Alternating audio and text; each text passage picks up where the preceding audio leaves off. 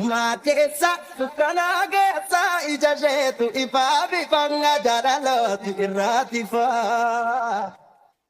Namile namni dogo le mirako na pinu banenge ulmaje satindu kanne.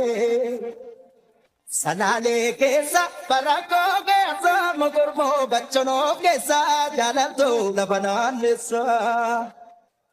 Bora farda ko gala hitempa na keda kute kuyu bikare ko ha o galan tume asanjira ko tunanje di jaga mirang gara kelo ha ya magala ko garubu umbu edugu ma ijasi yu na garef male timbilala ko siadulle du edugu ma ya tulu dabaref male.